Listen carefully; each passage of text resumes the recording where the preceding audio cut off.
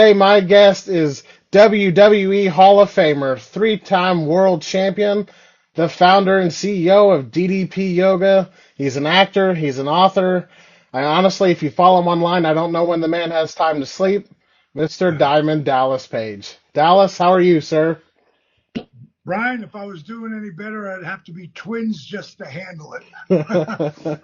I, it's funny because I haven't used that line in about 20 years, but it still works. Why, Uh, I'd like to I've thank got, you. I've been blessed, bro. Very blessed. Well, I know you're very busy, and I appreciate you taking some time out. You know, if anybody follows you online, you're always helping somebody. I literally just got done working with my brother, Scotty Riggs, and if you haven't seen his transformation, go to my YouTube page and pull up Scotty Riggs and DDP, and you'll see just an amazing transformation. I just got done working with him. He looks phenomenal. His head's really swiveled on. He's doing great, and it's great to see that.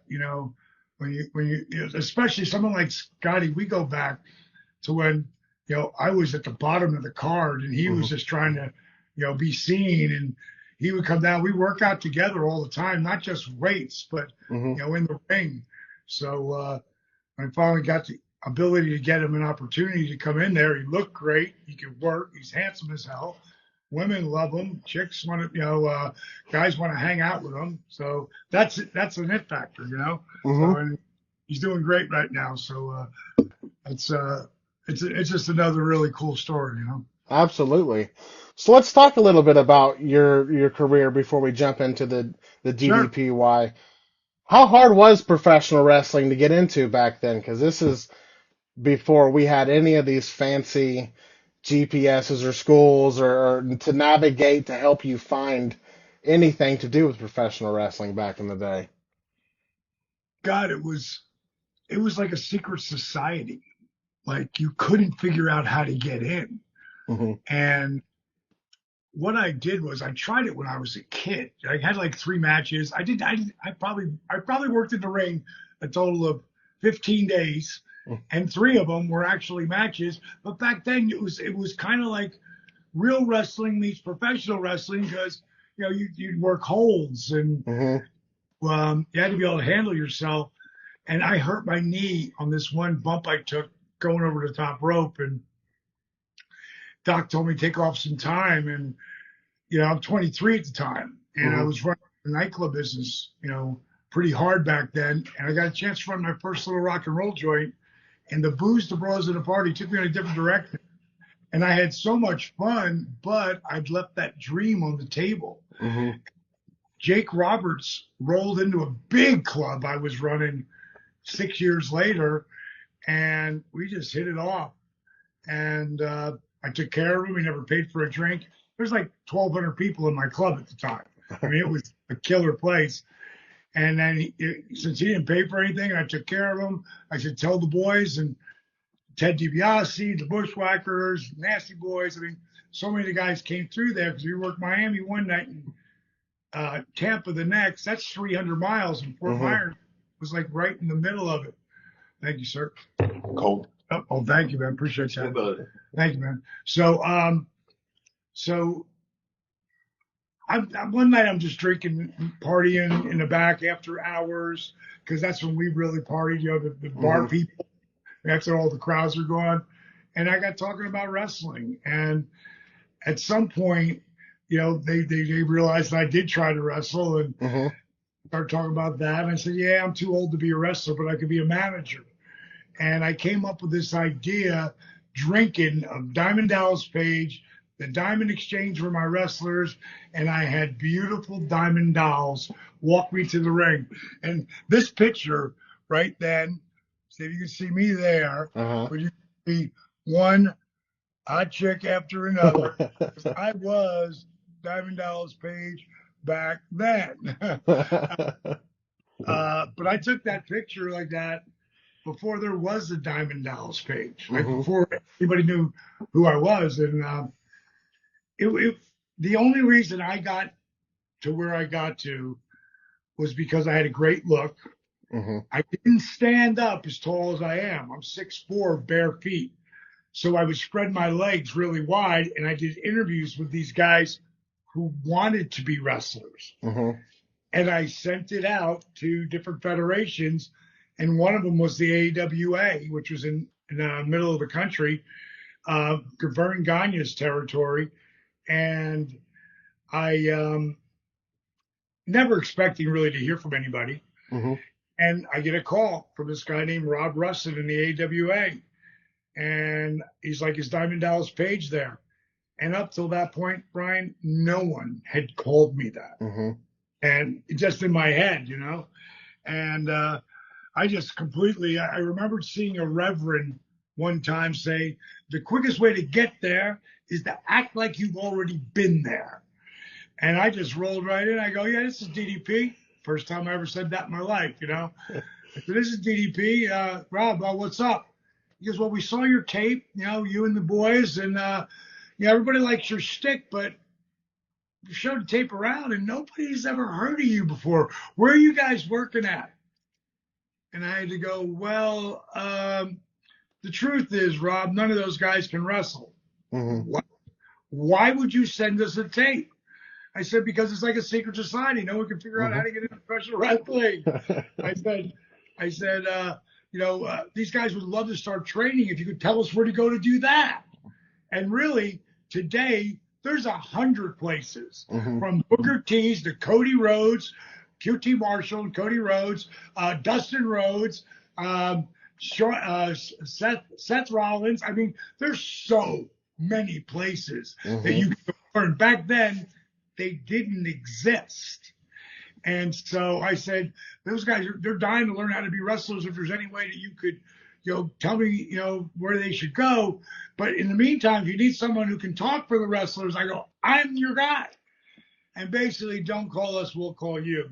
Mm-hmm. And really to think about this next moment, Paul Heyman, who went by Paul E. Dangerously back then, he left the AWA with his tag team, the Midnight Express, and brought them to the NWA, which very quickly was bought by Ted Turner and WCW.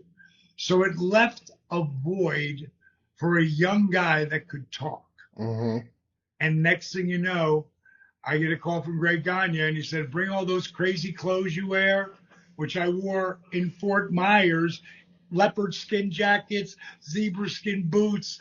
This is 1989. That's holes in my jeans in 1989. All right. Trendsetter. And next thing you know, I'm on ESPN with my boys, Bad Company, won the world titles, and we're off to the races. And that's how I got, you know, a foot in the door. And then Dusty Rhodes would bring me into Florida Championship Wrestling. And this is my favorite picture of me and Dream. We are at a Willie Nelson concert. Look at the blood in one of his makeup. We're at a Willie Nelson concert, and he ended up getting up and playing with Willie, and he was supposed to go for one song, and he stayed the whole series. He stayed the whole time up on stage. But he was a special cat, man. And of course, me and his son are both sons are very close, but Cody's like my nephew, you know. I met Dusty one time. It was at FCW when they were in Tampa, and Chris Christopherson was there, and Dusty just thought he was the coolest guy, that he was hanging out with the Highwayman down when his son was in developmental, and it was just so cool to see those two interact. Chris Christopherson was the coolest guy.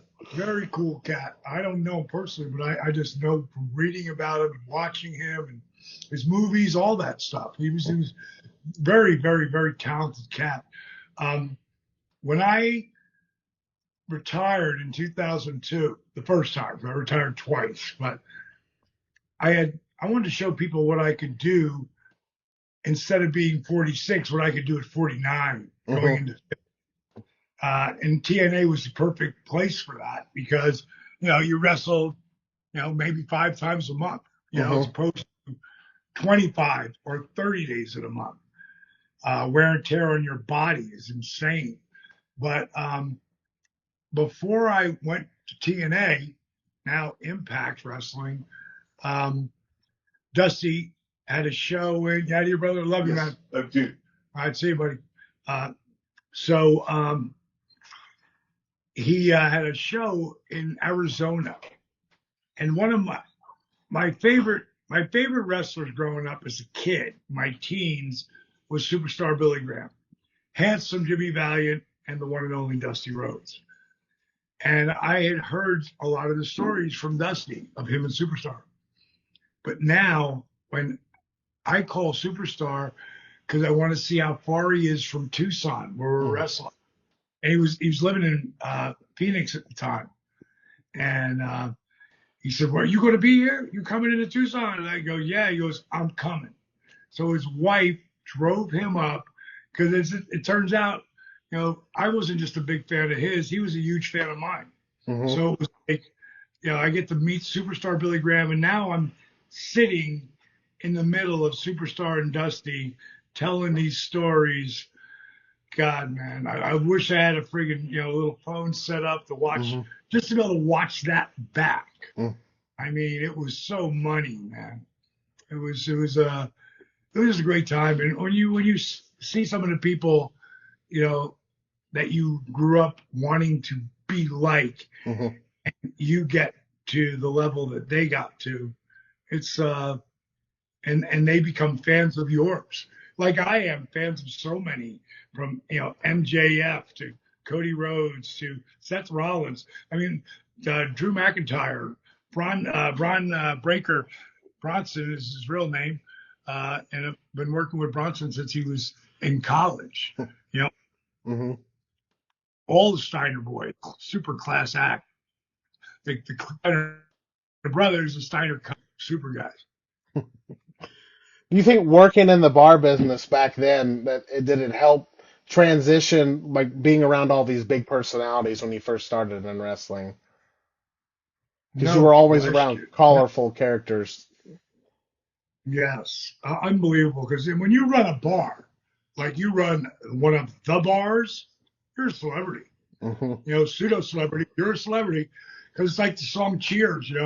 Everybody wants to know your name. And who you are, what you do. And I always look like I was somebody anyway. So I'm very aware of that. So being in the bar business, getting have live big acts, coming in. Joan Jett, played at my club at one time, not the one in Fort Myers, but the one in Asbury Park, New Jersey. Had Bon Jovi play in my place before his thing took off. I got like probably 6 different times I saw Bon Jovi, and I think I have 4 or 5 of them that I still have those pictures. But I have him once in the beginning of a tour, and you got to remember that was the biggest band in the world for a couple of years. And I got Johnny where he is just looking amazing and just ready to hit the road. And I got him at the end of that tour where he looks exhausted. Like I'm literally. Do you know who Teddy Swims is? Yes. All right, Teddy's like my one of my adopted sons, and really been mentoring Teddy for 5 years now, probably closer to 4 or 5. And before he ever got a record deal, before he got signed, and I'm literally going on the road with him on Monday, and I'll be with him for like 4 days on the road, just to be there, show support. And yes, it's when you're thrown into that limelight, it's hard, because every night it's a party. Yeah. Every night you're the party, and you don't want to, disappoint. Well, you keep doing that, then you end up eventually, the band breaking up and booze taking over and drugs and all the other shit. So just to help keep him on a really great road that he's on right now, and super proud of him. But being in the club business, the biggest thing that helped me with I get in the DJ booth and I Mhm. would play rock and roll sets, because they're playing dance music or top 40, but I would get in and play AC/DC, into Guns N' Roses, into whoever, but also doing hot legs contests, wet t-shirt contests, bikini contests, whatever. I was the guy who did all that. So when it came to, I also wrote and produced all of our radio commercials. So they had a production team at the radio studio, but I'm the one who, wrote it and what I wanted to say and Mhm. how I wanted to say it. So I would have minute spots. So I got used to doing, that kind of stuff. I thought for sure when you watch something like today, they don't have cue cards. Mhm. But back in the day, you would have thought there's no way those guys can remember all that. They've got to have cue cards there. And they didn't. Nobody does. And when you're in the WWE or WCW, because it's all WWE today, AEW, I don't care where you are, you might be told what you need to say Mhm. 30 minutes before, and you got to figure out how you make it captivating. Mhm. It's a challenge. Actors can't do it. Actors come in and they're like, whoa, whoa, whoa, what? A paragraph. Well, why didn't I get this yesterday or last week? Because they just wrote it 20 minutes ago. Mhm. Living on the edge of a lightning bolt, Dusty used to call it. And you got to be able to figure it the fuck out. That's true. That's And true. and that's when you see like a lot of shit's written for the guys in WWE, but the Mhm. top guys, they all alter it to do their own thing. Mhm. And that's the way it was when Vince was there. I don't know what it would be like with Triple H. I would think he would give him a baseline. Here's what you need to get over. Go ahead and do it. Absolutely. So you got to do a lot of cool things in WCW. You're with Karl Malone. You were the first person to touch the NWO. Is there is there any moments in particular that aren't talked about a lot or that are more fond to you that maybe fans don't know because they're just overlooked or they mean something special to you? Yeah, probably the one thing the people who know, but overall, no one really talks about this because, when WWE won the war, when they had their Monday Night Raw moments, this wasn't one of them, but it should have been. And that's when La Parka, aka DDP, beat Randy Savage. Like the people, like I was, no one knew. First of all, I was going to do it that night. I Hmm. didn't even know till I got, and when Bischoff had called me, he said, "Do not come in the main entrance. I want you to come over here. This is what we're doing." I go, "Okay." So I literally walk in the building. Nobody sees me. I'm in a whole different section, and they put me in this room where ice skates because it's an ice skating arena type place, like a Hmm. hockey professional hockey team. And next thing I know, LaParker walks in, and he can't speak any English. And Kevin Sullivan, Eric Bischoff, and LaParka and me were the only ones who know that I'm going to be under that mask. And after they tell me, what the deal is, okay. Um, of course, Randy knew, right? Uh, we lay out what we're going to do, and Randy leaves, and now I'm in the garb. I'm dressed up like Laparca, and well, Scott Hall also knew. Yeah, that's right. He knew too as well, and Paul Orndorff was an agent, so he'd walk around giving guys their finish, like who's going over, what you're going to do. Here you go, and he knocks on the door. I open it up, and I'm 6'4". Orton, Mr. Wonderful, was probably 6'1", and LaBarker was maybe 6 foot. So knock, knock, knock. I open the door, and I've got the whole gimmick on. And he looks down and he goes, "LaBarker, you're going over?" And then he looks up at me and looks me in the eyes. He goes, "You're not Le Parker." And I just went, gave him a wink, and I went, "I love it." And that was a moment. There was no better moment than dropping the NWO. Like that was. It's funny because Kevin Sullivan just passed. God rest his soul. I loved Kevin. Wanted to kill him other times, but overall loved him. I even talked about that when I talked to him right before he passed. That was a moment. I talked to Nature Boy, and I had somebody had a deal for him, and I wanted him to just, if he wanted to do something with it. So called him up. He said, "Thanks, D." He goes, "Listen, you should probably call, Kevin Sullivan. He's not doing well. Not on his phone though. Call this number. It's Gomez's number. He's with him." And Gomez answered the phone, and I said, "Hey, bro, can you put this speaker on so Kevin can hear me?" He's like, "Sure."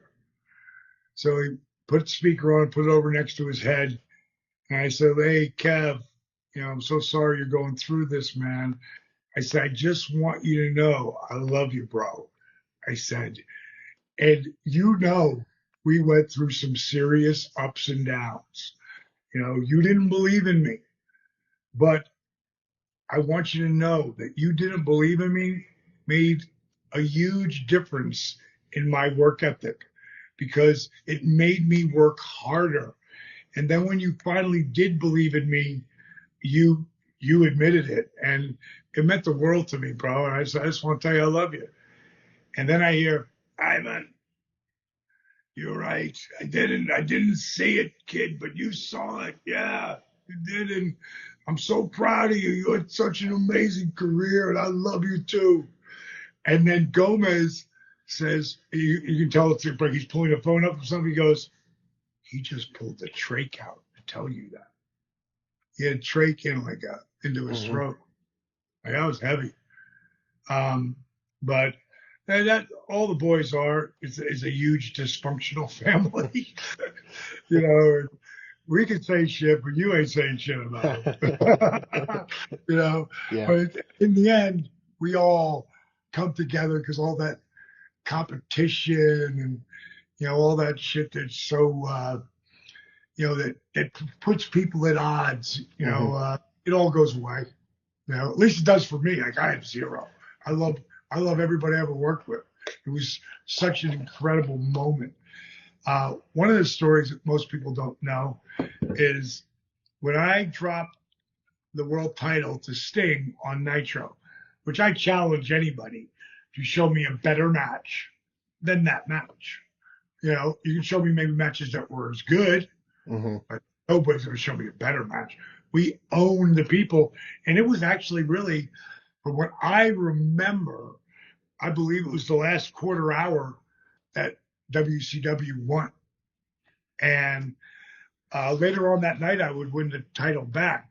But what had happened, we're going home. I got like 30 seconds, a minute left. Like, I know I'm really great with time.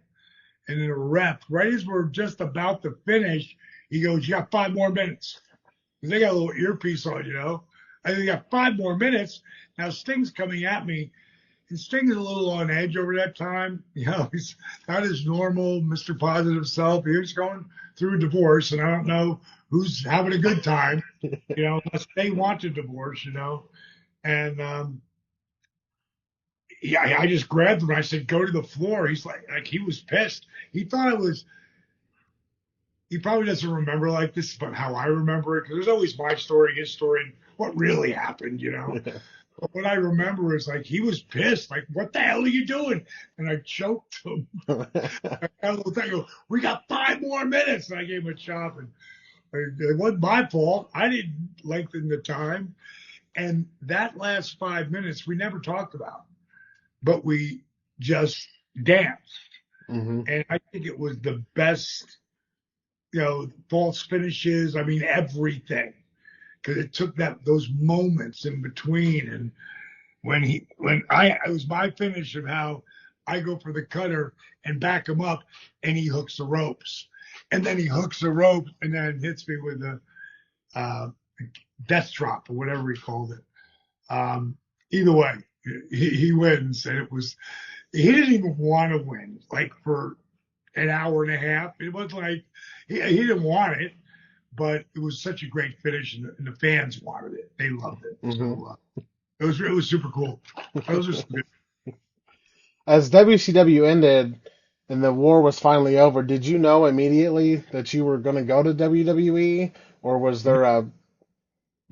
I knew immediately because I've always said to everyone, including Eric Bischoff, my career will end in WWE, Mm-hmm. WWF, because I've been a fan since it was the WWF, the Worldwide Wrestling Federation. And pretty much every dream I've ever seen that I put the work on and Mm-hmm. moved towards, I've accomplished. Sometimes I blew right past it. Other times a little left, a little to the right, but it was always right in that area. If I would have been saying I have got to headline WrestleMania, it would have happened. Mm-hmm. I didn't. I got to work a WrestleMania. Like those things that we say to ourselves.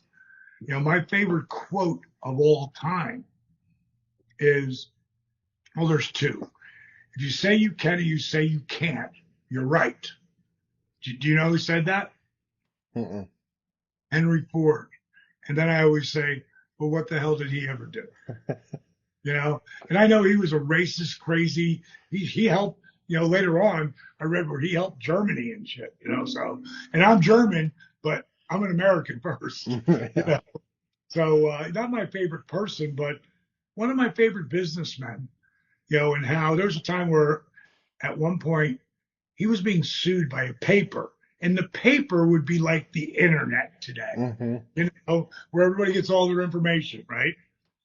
Only through newspapers. If a newspaper said something, it was true. At least it semi-true, And they had called Henry Ford ignorant, and he sued the paper for $1 million. And back when $1 million would be like $1 billion.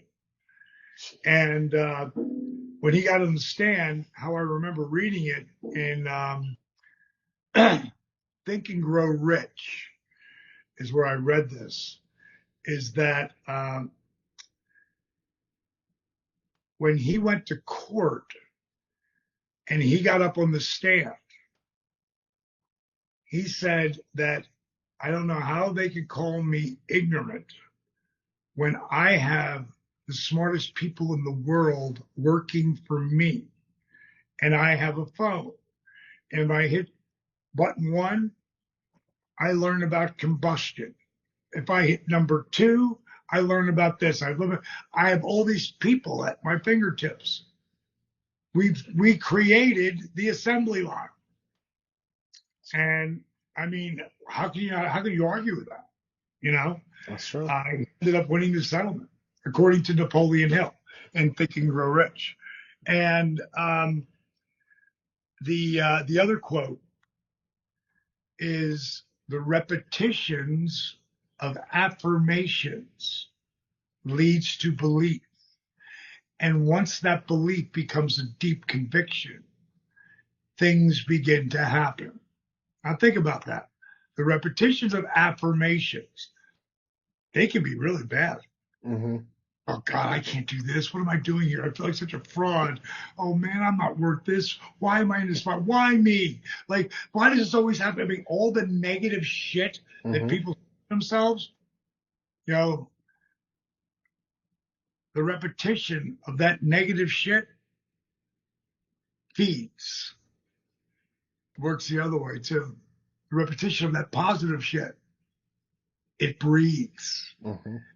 Today, a lot of people say, "Oh yeah, positive this, positive that." That's just an attitude. An attitude is everything. And today, there is a new science. This is in medical books now, and I thought it was bullshit when I first heard it. but they call it hope molecules.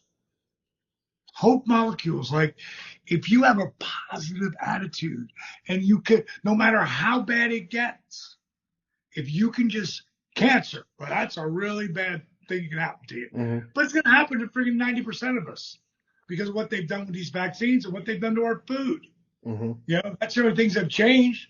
You know, who had cancer? You know, maybe 1% of the people Mm-hmm. 100 years ago. Now, like 75% of the people will at some point get cancer. So, hope molecules. When you have been diagnosed with cancer, the worst thing you can do is go, why me? Why is this happening to me? You can do that for, an hour or two, but get the fuck over it. How are you going to fucking go at it? Mm-hmm. Because there are ways to beat it that are holistic and with the poison they'll put in your body, the chemo. They both work. The holistic, unless it's like the right one for you, maybe not. And with the chemo, I've seen chemo kill older people. Mm-hmm. Like my mom won't take it right now. She got cancer, stage 4. She ain't taking that shit. She took it in the beginning, very light, but she ain't doing it again. It's quality of life. So you're having a very positive attitude when you have a serious anything, serious car accident, a serious health incident. Your attitude is fucking everything. So the repetitions of those affirmations, good or bad, leads to belief. And once that belief becomes a deep conviction, things begin to happen. How old are you, Brian? 36. Okay. I'm not going to tell you who said that quote, but when I saw it on Brainy Quote, I was there one time, and it's an app, and I read this quote the one time. And then I looked at his name and I was like, holy shit, I know his affirmation. Like the repetitions of affirmations for him, I know it. How the fuck is that possible that I would know his affirmation? Now I'm going to tell you what his affirmation was, and you tell me if you think you know who said it. He said this: I am the greatest. I am the greatest of all time. Who said that? Muhammad Ali, How do you know that? because he is the greatest of all time. Because he said it a fucking billion times. All the time. Since he was a kid. I'm going to show you something. I got to grab something over here. Hold on. So, Muhammad Ali. 3 guys are my heroes growing up as a kid. My teens and 20s, because you're still a kid in your 20s. 3 guys, 4 guys that I really looked up to were John Wayne, Sylvester Stallone, 5. Clint Eastwood, Arnold Schwarzenegger, but the number 1 guy was Muhammad Ali. And I'm going to do an autograph session in, I want to say it was Kansas City, but I could be wrong. And I live in Atlanta. I'm getting up. I'm catching that 8 o'clock flight, which means I got to be up at 5 to get there in time for that 8 o'clock flight. And I can't wait. Ali's sessions in the morning. I'm going to get there right after the session. I'm going to be there to meet him. And then I got stuck on the tarmac. I can't remember if it was 4 or 6 hours, but it was like forever. And by the time I got to the building, he would have been already done and gone. But I still believed he's going to be here. He's going to be here. He's going to be here. So I would not leave. Oh man, I missed him. I was not going to even put that in my brain. And I walked into the freaking green room and it was packed. I mean, Kareem Abdul-Jabbar was there. Friggin' Bo Jackson was there. Friggin' The Rocket was there. Chipper Jones was there. I mean, everybody who was anybody was there. And I can't see him. And then from behind me, I hear Diamond. And I turn around and it's Ali. and he says, "Come here." My brother took this picture as Ali says, "Lock up." How cool is that? All right. That the guy who's my hero as a kid, and of course, because he was so colorful, and such a great athlete, but that's not why he's my hero. He's my hero because what he did for civil rights. And he let them take that world title from him in his prime because of his beliefs. Like Coca-Cola couldn't offer me $100 million to do a commercial for them, or Mountain Dew, or any of that fucking poison that they put out there. You know, that stuff is part of the shit that's killing people. It's fucking poison, you know. But hey, drink it if you want it. I don't give a shit. I am not going to drink it, you know. But Ali is the greatest example. Here's the second time I met him.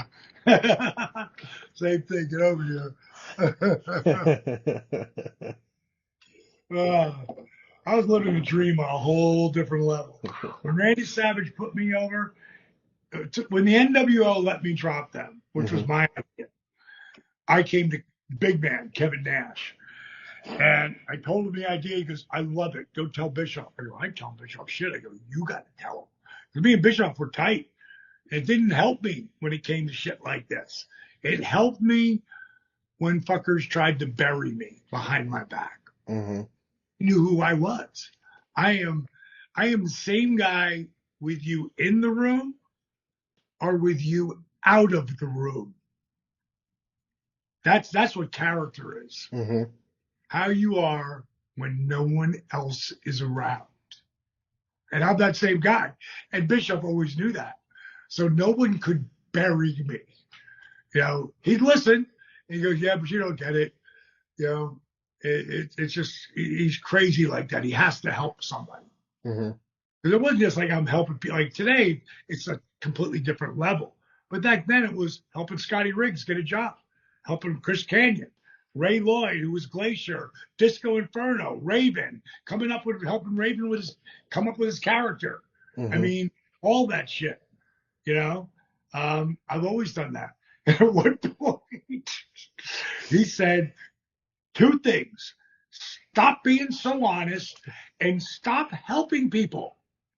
And I'm like, fuck you, bro. I'm not going to do that. It's who I am. I'm not going to change who I am for the way other people act. You know, because my repetitions of affirmations are fucking strong. And the only time that I let it, and it was my biggest mistake in the business, was trusting Vince McMahon. And I have no ill will to Vince at all. Zero. Because Vince taught me a very valuable lesson. And the day I went in the Hall of Fame, I told him that I thanked him for everything that he did for me. You know, mainly put me in the Hall of Fame. But what he taught me was you can't be afraid to walk away from the table. And I had all the chips. I was the guy, and it wasn't me. It was the Diamond Dallas Page character that they wanted to bury, mainly because they wanted to show to me, this is my interpretation, you know, that they wanted to show that WWE was the power, and it was a fluke, you know. And I would love to. I love Taker. I love him. He's such a super amazing human being. I would love to have worked with him under different circumstances. You know, not being the first guy in. Like I was told that whoever the first guy in was going to get buried because it was just that's what it was. No. But he helped me so much by doing that. Like if I could go back in time and say to Vince, "Hey, this is a great idea, this stalker angle, but you know, if you know, that's not Diamond Dallas Page. If you want to do People's Champion versus People's Champion, give me a call." Hmm. If I would have done that, my life would have been completely different because The Rock is one of the greatest, of all time, and just took last WrestleMania and Cody to a whole Hmm. upper stratosphere. Um, it would have been different. But my life at 6 months from 69, I'm living my best life. Hmm. People go, "Oh, that's bullshit." You're saying, no, it's not. I'm with a woman that is my person, my one. It took me 63 years to get to that spot, and I've learned a lot over that period. Hmm. But the big picture is that I'm like so comfortable.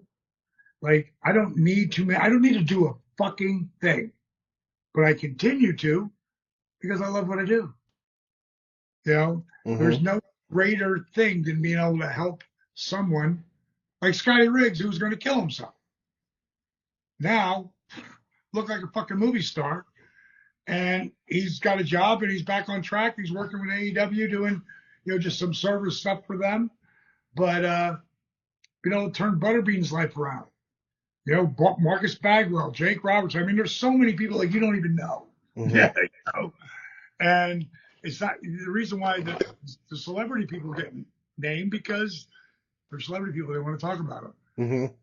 There's literally thousands and thousands and thousands of people that my program, which was just trying to heal myself, Hmm. and then I turned it, and it just didn't happen overnight. It took 8 years to be an overnight success. Hmm. So transitioning was easy because you're used to helping everybody, helping your friends, trying to do everything that you can in your power to help someone out. And again, it goes all the way back to the club business. When I would do toys for tots, and charity nights for whoever needed help, and we do it and we put it through in the club. Um, but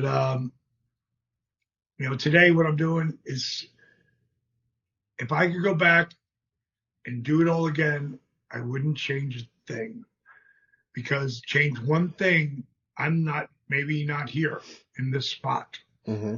you know. So I'm super grateful, to what has happened. And our company took off 12 years ago, and 12 years later, I don't know how many fitness things that you could name out there that last over 10 years. Not very many, if any. And I don't it's just a know. testament of how good you are and how good this program is to help And people. the people that I work with, I mean, the people that I work with are amazing. Hmm. We're about to, I love working with Conrad Thompson too. And this is a different subject of podcasts. And me and Jake had a lot of fun when we first started doing it. But at some point, you run out of material. Hmm. And I have a new thing we're going to be doing with Conrad, building Pages Retreat. My wife and I are building this unbelievable, it's kind of like a really beautiful boutique hotel. And we're going to do retreats there. So there's like 7 king size bedrooms, like heated in the bathroom, the floors, the towel rack, the toilet seat. I mean, like everything is, it's, there's three rooms on the beach. Like open the door, you have your private porch, you're on the beach. And this is our house. Hmm. And the top floor is ours. There's when you come to the main living area on both rooms because it's down the middle. So they're like 20 foot wide and like 40 feet long. And one's a kitchen and living area, and all that. On the other side is a DDP Yoga room, which will also double as, a dining and blah, blah, blah. On each end, as you're looking towards the Gulf or ocean, as I grew up, there's 4 9 foot high glass doors that are 9 foot high by 4 foot wide, and they just go boop, boop, boop, boop, boop. And you're just looking at the Gulf, huge porches and pools. And it's a wellness spot. Like Hmm. it's got hot tubs and cold plunges and infrared saunas and steam rooms and red light therapy and oxygen training. It's like no one has anything like it. And 2025, that'll be up there and out. We're finishing construction probably middle of November. I'm pretty sure we'll be done by then. Then my wife and I will move in, and we'll spend a portion of our time there, and then still stay here in Atlanta. But you know, none of this maybe happens if I do People's Champion versus People's Champion. So everything that I have learned that looks like it's the worst thing that ever happened to me has turned out to be the best. You're so positive, and not a lot of people are like that. And you're right. If that would have happened, none of this may have happened. And I feel like a lot of people don't think like that, and that's where they go wrong in life. It's all this or nothing. But it's their negative talk. Mm-hmm. And if they just could stay positive and see through the darkness, like Jake had to see, like he was so dark. Mm-hmm. I mean, he was like lights out when he moved in my place. Got to, I mean, as low as you can go. And at some point, they both saw a flicker of light. And they just moved towards the light and stopped telling themselves how worthless they were and how they didn't deserve this or they didn't deserve that. And when you can see that, like both of those guys are brothers, like so close to me. The only person that else would be in that level of the guys that I was with would be Kevin Nash, Stone Cold Steve Austin. That's it. That was that close to me. And of course, Dusty Rhodes. But watching Jake find the light has been unbelievable. Like, unbelievable journey. He's back with his, former ex-wife, Cheryl. It's really amazing. And that's why I, stay so positive, because I know it works. Yeah. Now there's a science called hope molecules, which is what I was starting to say. At the retreat, I'm going to do, Paige's retreat, I'm going to do a thing I call DDP's Gauntlet. And either you do what I do. Okay, all you have to do is keep up with the guy who's 6 months from 69 years young. That's all. Go into cold plunge. Go into hypoxia training. Like, I train with hypoxia at 6 to 7% oxygen. That's like 22,000 feet. We're breathing 20 to 21%. And I do that for a half an hour where you take the oxygen away and then you blast it at 50 to 60% oxygen. And your body wants it so much that it starts to heal you at a cellular level, but more than anything, it heals your brain. Mm-hmm. Like, do you ever walk into a room and forget why you're there? All the time. Everyone does. So I've been in hyperbaric chambers for 6 years before I started doing this form of, there's two companies I work with. One's called Livo2 and the other's Aero. And they make these machines. I've been doing it a little over 18 months, closer to 20, I guess closer to 20 months. And after about 6 months, I noticed that I wasn't walking into the room and forgetting why I walked in there. So I started to document it, and it might go a day or two. Then I'd forget, like, why did I walk in here? Right now I'm on day 7, because I write it down. Like, how many days have I gone without walking in and say, why did I walk in here? Before that day, before I broke my last, which is my record, 35 days in a row. All that tells me is my brain is working way better. Mm-hmm. Did. And a lot of people just go, oh, fuck, and you just start to lose my memory. That's the most important thing you have. Yeah. Like, no, I don't want to go. Oh, I guess I'm just going to forget now. You know, I'm going to fight it just like I fight everything. Hmm. You know, I'm Where not can going to let it people, do what I can't do. absolutely, where can people get DDP yoga?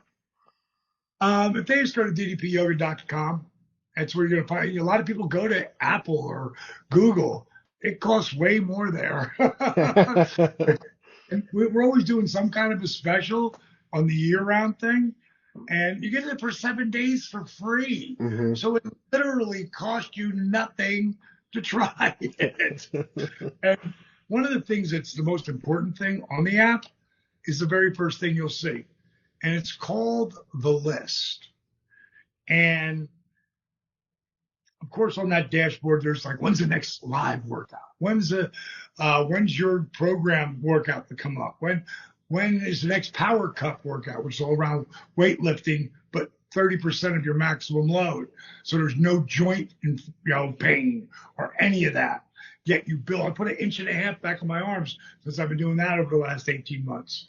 But there's also cooking recipes on there. But like we're going to show you how to cook Hmm. it. We're going to tell you what to buy. Here's the ingredients. Here, go buy this and get that if you want to do the same thing.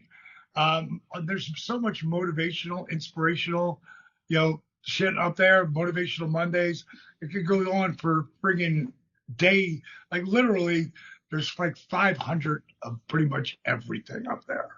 The app's been around for about 8 years, and we just keep every week. There's more content, more content, more content. But they get 7 days for free to try it. So if you get on and do that list, Hmm. because the list is set up to reboot your brain. And if you reboot your brain, you will have a much more positive outlook. If you're doing the workouts, and no one can tell me they can't do my workout. My workouts start off in fucking bed. Like, can't get out of bed? Fuck, I got like six or there might be nine different workouts in bed that'll help you get out of bed. And they're called bed flex. And get in a chair. I call those chair force. And you're sitting in a chair. I just got done working with Lex Luger, who's been in a wheelchair, for over 15 years now. And when he first had that happen to him, I was there that day in San Francisco, and I came there to do the show, but I really wanted to see Lex because I heard he went through this incredible transformation of being born again, and I just couldn't believe it because Hmm. Lex was a hellion, and I couldn't believe it, so I had to see it. And that I ran into his room. I didn't know he was paralyzed completely. The EMTs had picked him up and put him in a chair by then. And I had no idea. And I convinced him to go to the hospital because I didn't know what was wrong with him. And, he didn't know, but he had no money. He had nothing back then. He'd lost everything, and because he had just, boom, died, couldn't die. Would have killed himself if he had, if he Hmm. could have, but he couldn't do that. Jake was the same way. But he finally found Christ, man, and he came here to Atlanta, where we both live, and I went down that Shepherd Center with my business partner Steve Yu, and we started working with him. And they did a lot there at the Shepherd Center. That's the best spinal institute in the world.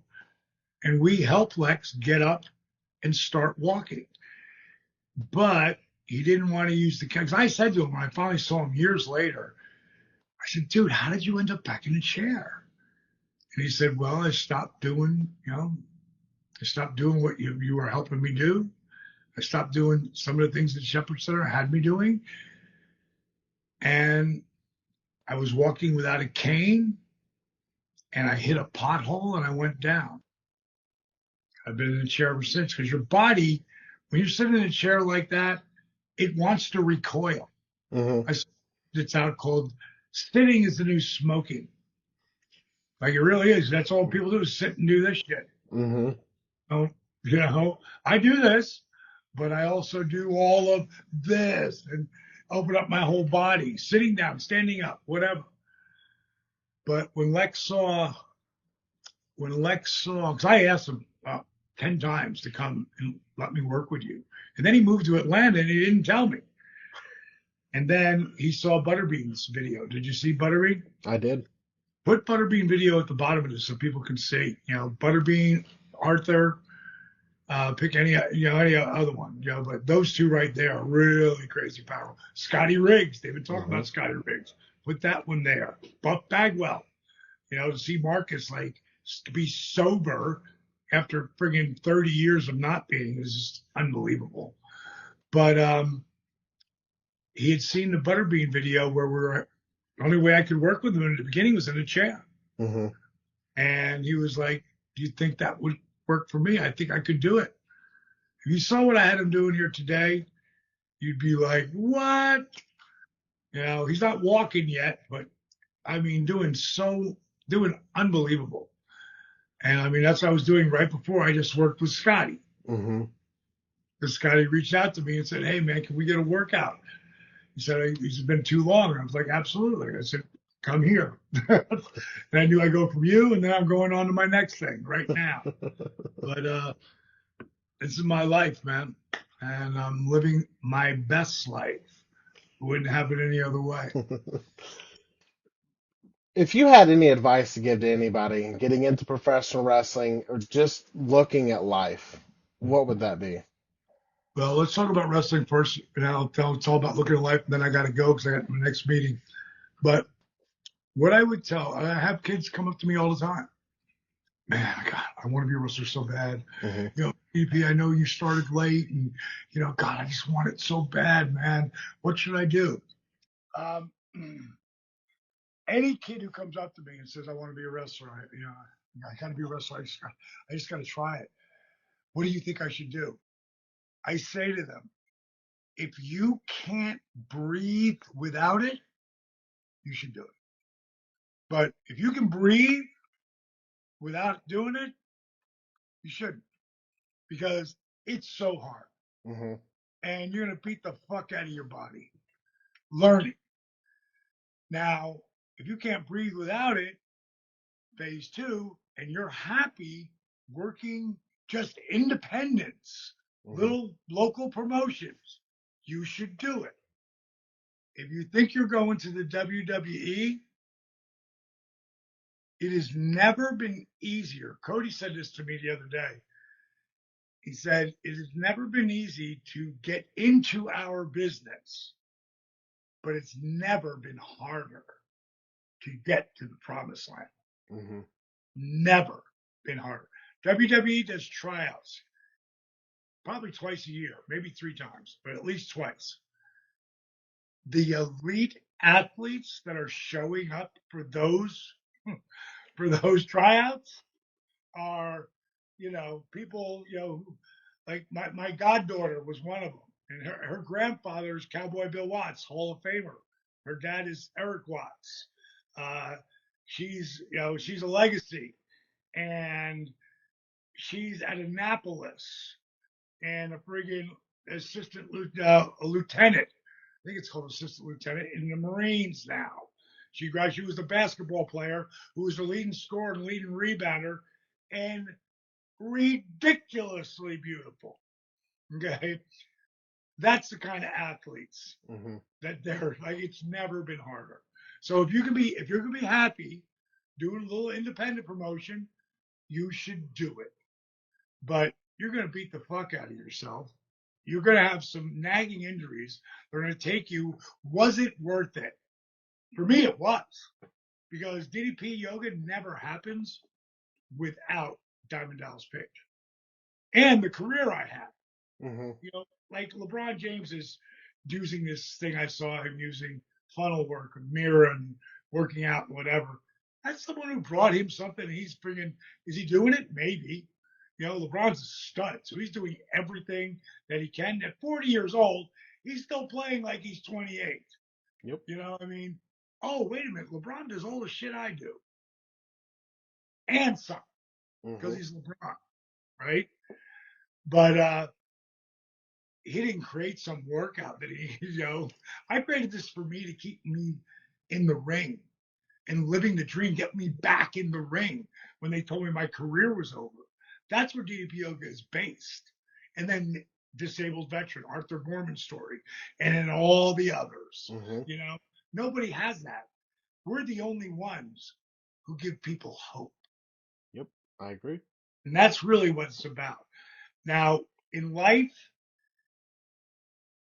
a lot of people say, well, that's because you're you. That's why you could do that.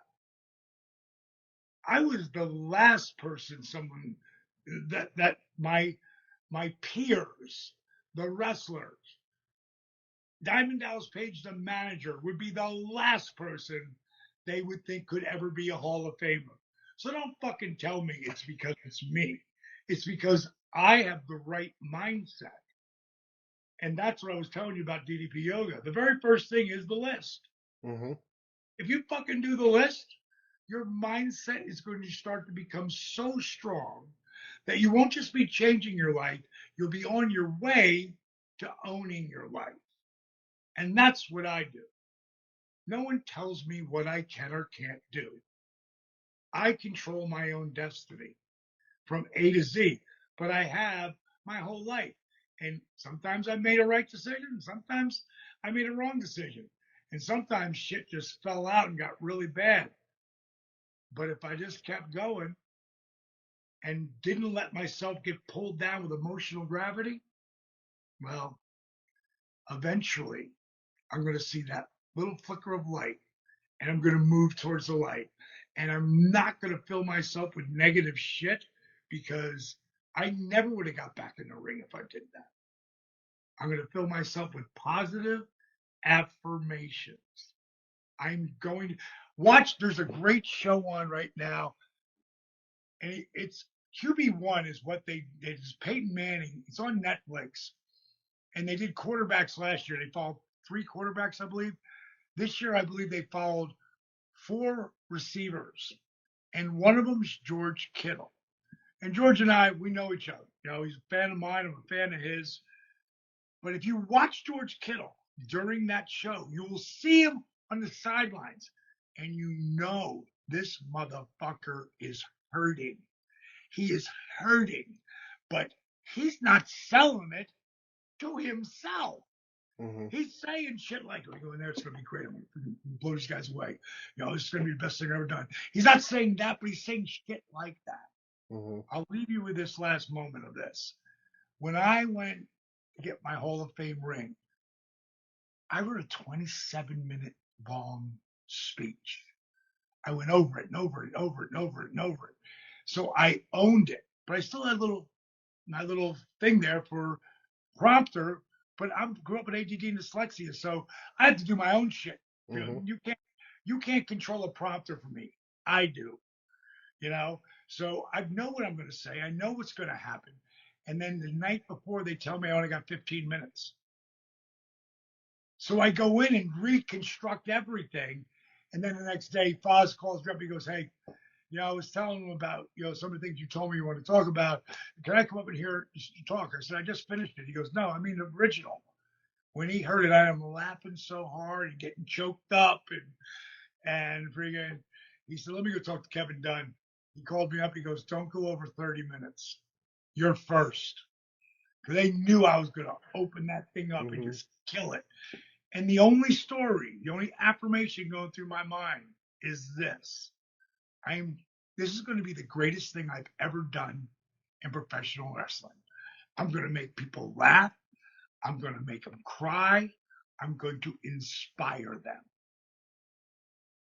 It's the only voice in my head. We all get to control it. Not instantly, but over time, it happens. Repetition is the mother of learning. The reason why Tom Brady today is the greatest of all time, and Mahomes does have the ability to actually pass him, but Tom Brady played till he was 46. Mahomes is still a kid. There's a long list in Mm-hmm. between, and they don't even let you hit the quarterback anymore. Mm-hmm. But you're one injury away from not having the same career anymore. Right. So the only reason that A guy with the dad body, Tom Brady, the only reason he's the greatest of all time is because of reps, belief in himself, and his positive affirmations. You can take that to the bank. Brian, it's been your pleasure, but I'm out of here. Thank you for everything that you've done for professional wrestling, sir. If there's ever anything I can do, please feel free to reach out. Hey, bro, I appreciate you, man. Put a couple of those videos down there for people to see it. It Yes, really was a sir. good time talking to you, brother. Have a good day. You too, buddy.